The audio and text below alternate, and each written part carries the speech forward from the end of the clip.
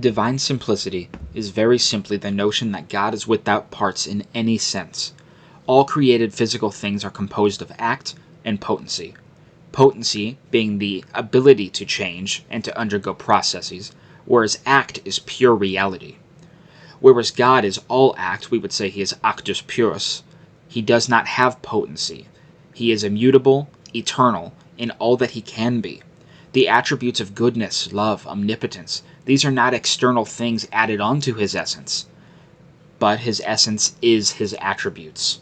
That is to say that God is not defined by love, rather he simply is love.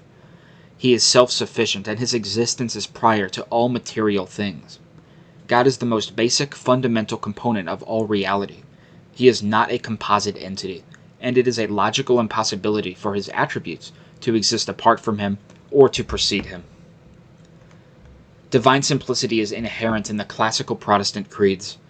From the 1689 London Baptist Confession, "The Lord our God is but one only living and true God, whose subsistence is and of himself, infinite in being and perfection, whose essence cannot be comprehended by any but himself, a most pure spirit, invisible, without body, parts, or passions, who only hath immortality, dwelling in the light which no man can approach unto, who is immutable, immense, eternal, incomprehensible, almighty, every way infinite, most holy, most wise, most free, most absolute, working all things according to the counsel of his own immutable and most righteous will for his own glory."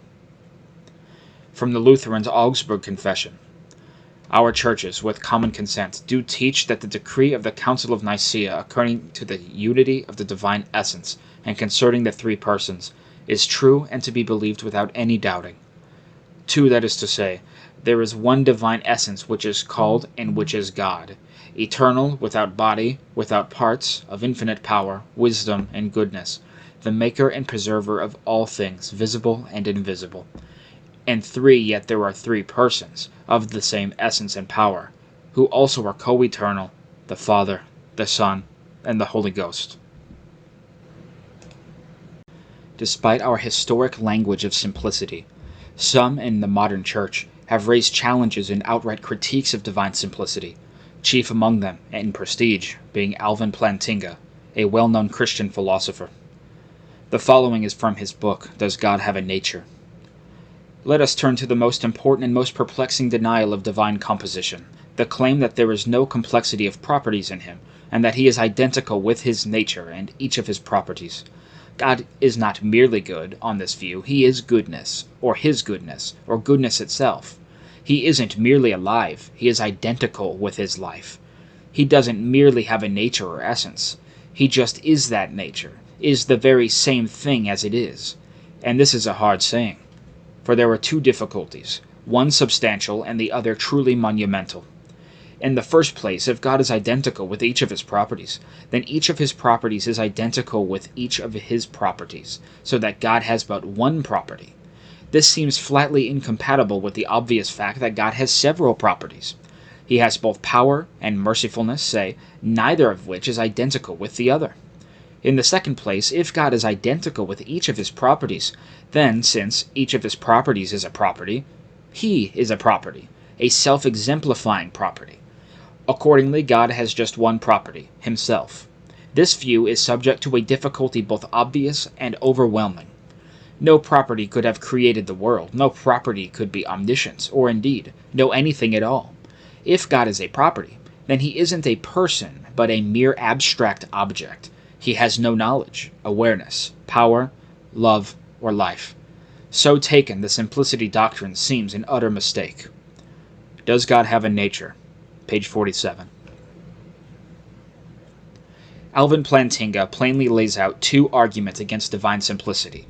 The first we will call the property problem. If God is equal to his properties, then each of his properties are equal with all other properties. Thus, God really only has one property. But we know that God has several properties, neither of which are identical with the other, say power and mercifulness. There is another issue, the issue of impersonal abstraction. If God is equal to his properties, as we classical theists assert, well, then he is a property, and his only real property is himself.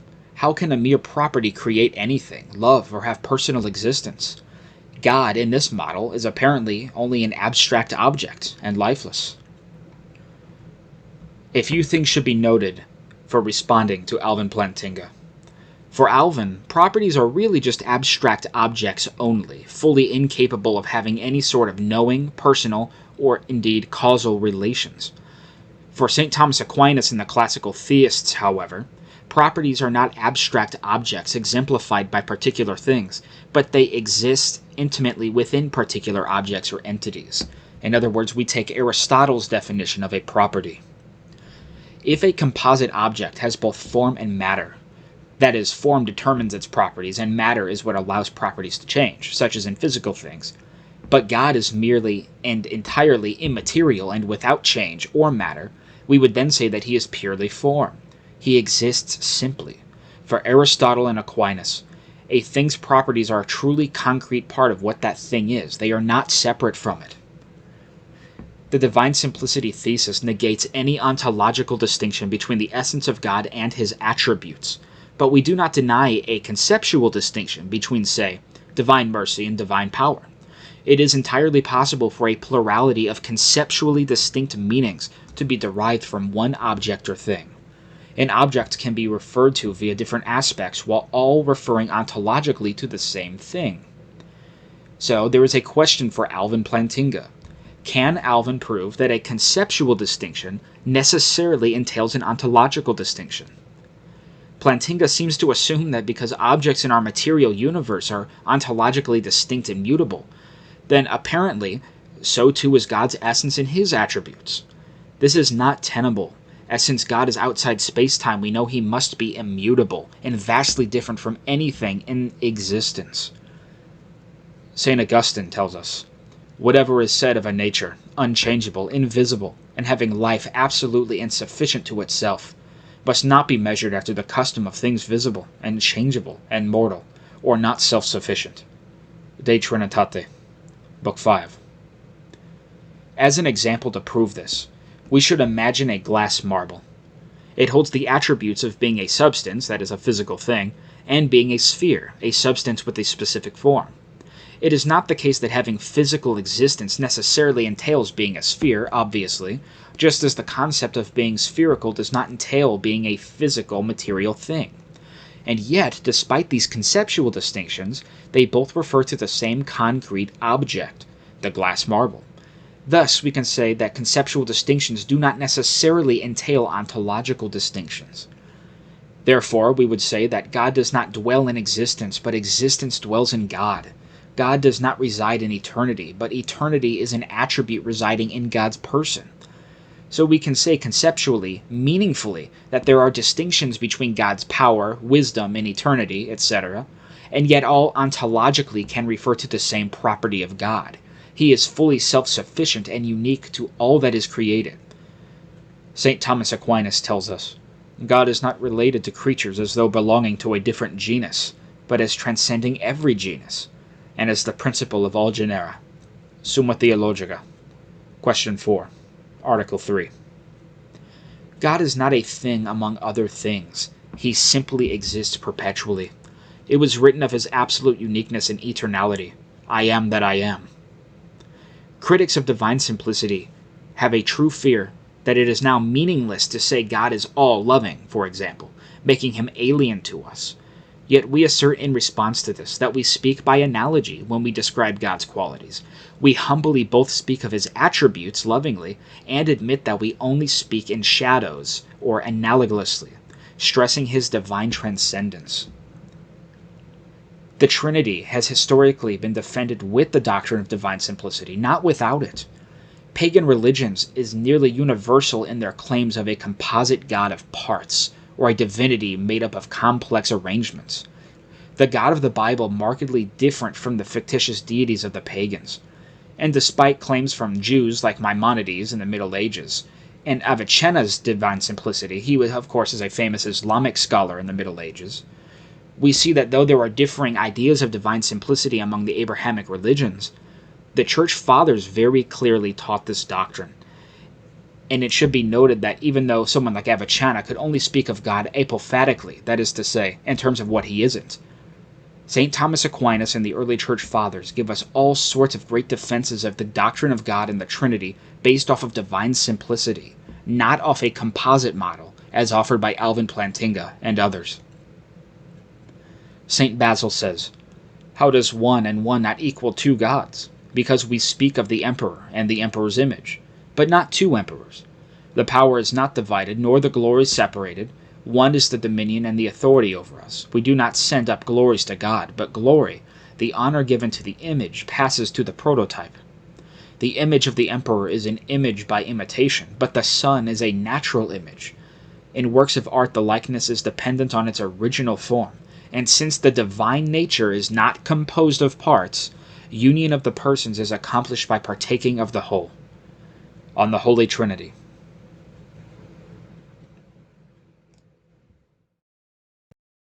To demonstrate that we can meaningfully speak about God's nature with analogous language, we will take a look at the argument from the limit case. A limit case is something that an ordered series converges on, yet that thing is not a member of that series in of itself. Take, for example, a series of regular polygons converging on a circle. That is, that you have polygons of increasingly higher numbers of sides. As you can see, the shape eventually starts to look like a circle, and yet we know that circles are not polygons. Thus, when we speak on qualities or attributes like power, love, or wisdom, as you approach an infinite power, love, or wisdom, it's clear that God is the limit case of existence. He is not a member of the series of these human categories in which we speak of him, yet there is very clearly an indescribable yet obvious similarity between God and the qualities of love, power, and wisdom. This is evidence for the analogical language when speaking about God. We truly perceive what he is like, yet he is truly transcendental in our understanding. Thus, in divine simplicity, we protect and profess both the total transcendence of God and the fact that we can love and truly know him for who he is. Notice how the polygons approach a circle, yet the circle we know is distinct from the series of polygons. And yet there is very clearly a similarity. We perceive what the circle is like even if we only speak of it via analogy. Therefore, God is not alien and totally unknowable in a model of divine simplicity. We perceive what his being is like, even if only in part. The following is a detailed explanation from Dr. Gavin Ortlund, John DeRosa, and Pat Flynn. Which is distinguishing between a limit simpliciter and a limit case. And this will relate to the other models of simplicity that you brought up. So a limit simpliciter Buckle is something, up, audience. Buckle up again. Here we go with Barry Miller. So a limit simpliciter is something like the speed of the light, the fastest something can move if there's a sort of cap on that, right? But a limit case is something that an ordered series converges upon, but is it not itself a member of that category or ordered series? So think of a standstill, right? You have ever decreasing speeds, you come to a standstill. The standstill is not a speed, or a series of regular polygons converging upon a circle, right? It's clear that that's what it's converging to, but a circle is not itself a polygon, right? This is the idea of a limit case. And atonement. Yes, can I say that one again in slow motion? The Eastern Orthodox present yet another challenge to divine simplicity. In their Palamite theology, there is a real distinction existing within God. There is an essence-energies distinction. That which is uncreated at the very beginning before all space-time, for the Eastern Orthodox, is multiple, God's essence and his energies. Gregory Palamas denies in his defense that his plurality between God's essence and energies constitutes a true composition, yet it's quite hard to imagine, given all presented evidence on divine simplicity, that before creation of all outside of God, God's essence wasn't the only thing that existed, but rather God had his energies existing alongside his essence. Nicaea's language of divine unity makes the Orthodox claims quite puzzling, though some would chalk up the Orthodox doctrine as a dispute over mere semantics. Speaking on the issue, Gregory Palamas says, "It is thus not true that the essence of God is the only unoriginate reality," from the Triads. To respond to the Palamites, We should note that the Orthodox claim we cannot know or experience God's essence, only his energies, despite the fact that 1 Corinthians 13 explicitly says that we shall see God face to face. We shall see God as he truly is. This is a beautiful promise that we cannot easily relinquish. This is speaking of God's essence. It is not speaking of energies. Also, if the Eastern Orthodox doctrine of theosis or deification, that is our slow ascent into being wrapped into God's glory in this lifetime, if theosis is not intended to become like unto God's essence, but only to experience his energies, then heavenly paradise is in reality not really much different from our current state now, since we already experience his energies such as grace on this earth when we partake of communion, baptism, and other gifts in this lifetime, whereby are given unto us exceeding great and precious promises, that by these ye might be partakers of the divine nature. 2 Peter 1:4. Thus the apostle makes clear that we participate not in energies, but in God's very essence itself.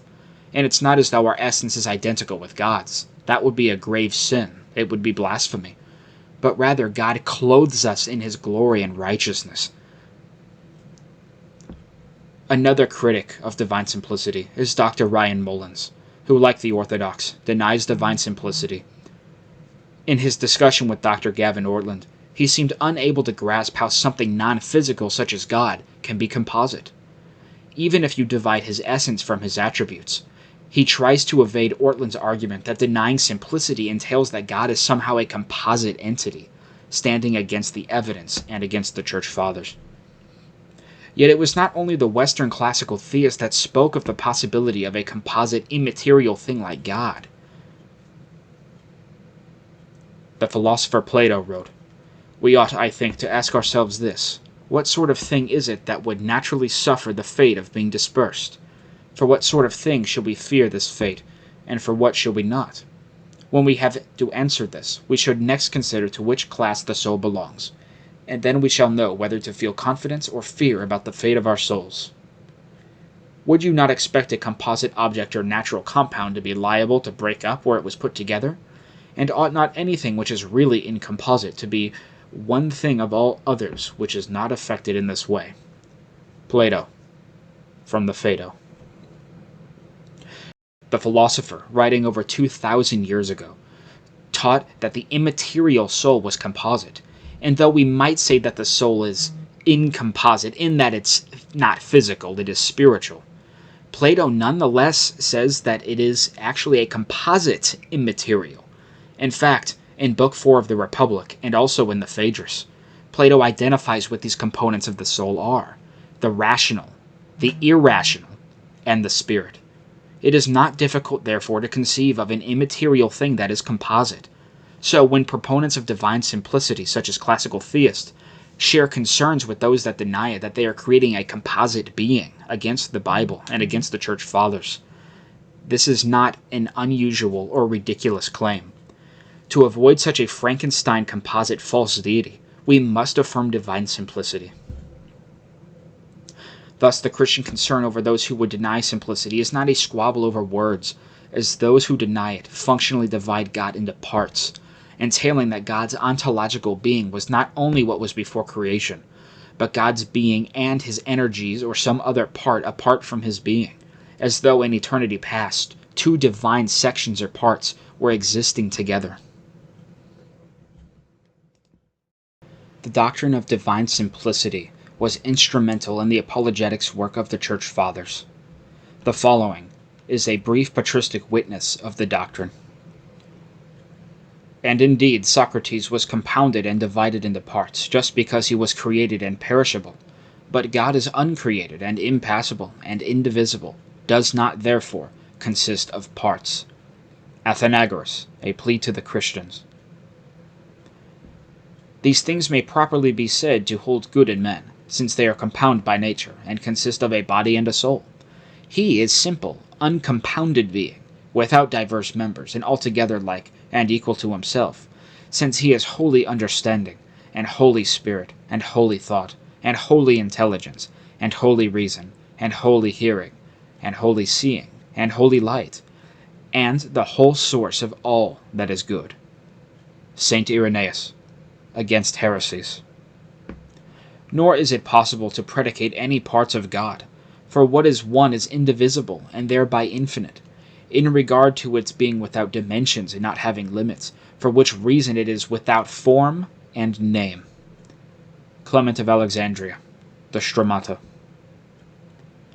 For even the Stoics were unable distinctly to comprehend the natural idea of God, as of a being altogether incorruptible and simple, and uncompounded and indivisible. Origen, Against Celsus. He is not composed of parts, but being impassible and simple, he is impassibly and indivisibly Father of the Son. St. Athanasius, Discourses against the Arians. It is universally confessed, however, that God is simple and not composite. Evagrius of Pontus, Letter on the Most Blessed Trinity. His greatness is the same as his wisdom, for he is great not in bulk but in power, and his goodness is the same as his wisdom and greatness, and his truth is the same as all these qualities, and in him it is not one thing to be blessed, and another to be great, or wise, or true, or good, or to be all that he is. St. Augustine, De Trinitate.